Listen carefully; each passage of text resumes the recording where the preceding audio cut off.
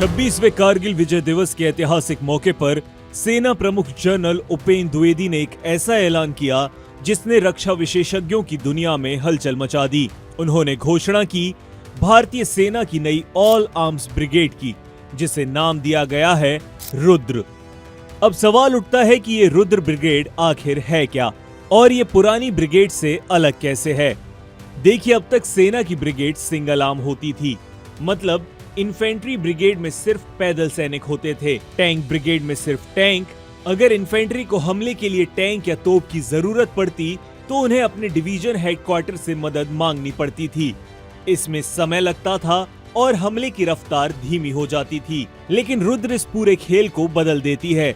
ये एक self sufficient यानी आत्मनिर्भर किलिंग मशीन है। एक ही ब्रिगेड के कमांड में इन्फेंट्री, टैंक, तोपें, स्पेशल फोर्सेस और सबसे आधुनिक हथियार, ड्रोन्स, सब कुछ होगा। इसका मतलब है दुश्मन पर हमला करने के लिए अब लंबा इंतजार नहीं करना होगा।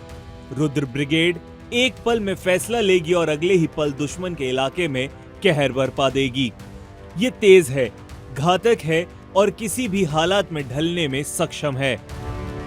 हक्का बक्का रह जाएगा दुश्मन। और रुद्र को सहारा देने के लिए तैयार किए गए हैं भैरव लाइट कमांडो बटालियन।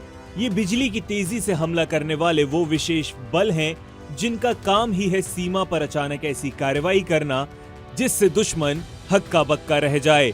ये बदलाव सिर्फ ढांचे का नहीं, टेक्नोलॉजी का भी है। अब सेना की हर इन्फेंट्री बटालियन के पास अपना ड्रोन प्लाटून होगा। तोपखानों को दिव्यास्त्र और लाइटर म्यूनिशन जैसी ताकत मिल रही है जो छुपे दुश्मन को भी ढूंढकर खत्म कर सकती है। और एयर डिफेंस को स्वदेशी मिसाइलों से लैस किया जा रहा है। बदलाव क्यों हो रहा है? सवाल ये है कि सेना को अचानक इतने बड़े बदलाव की जरूरत क्यों पड़ी? जवाब है भविष्य की चुनौतियां।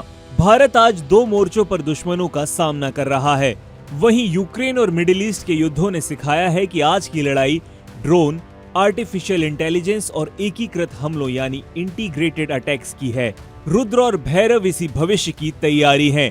ये सेना की उस कोल्ड स्टार्ट डॉक्ट्रिन को जमीन पर उतारने का हथियार है जो कहती है कि अगर हम पर कोई आतंकी हमला हुआ तो हम चुप नहीं बैठेंगे, बल्कि दुश्मन के घर में घुसकर तेजी से और निर्णायक हमले करेंगे। इसका ट्रेलर हम हाल ही में ऑपरेशन सिंदूर में देख चुके हैं, जब भारतीय सेना ने पहलगाम हमले का बदला लेने के लिए पाकिस्तान और पीओके में आतंकी ठिकानों पर सटीक हमले किए और दुनिया को एक साफ संदेश दिया कि आतंकवाद को पनाह देने वालों को बख्शा नहीं जाएगा।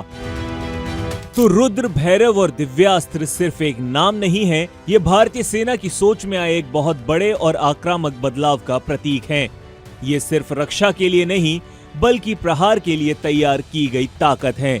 ये इस बात का ऐलान है कि नया भारत अपनी संप्रभुता और सम्मान की रक्षा के लिए किसी भी हद तक जाने को तैयार है। ये एक ऐसी फौलादी मुट्ठी है जो जब भी उठेगी दुश्मनों के हौसले पस्त कर देगी। भारतीय सेना के इस महापरिवर्तन पर आपकी क्या राय है? हमें कमेंट्स कर जरूर बताएं। अगर ये जानकारी आपको महत्वपूर्ण लगी तो हमारे चैनल को सब्सक्राइब करना ना भूलें।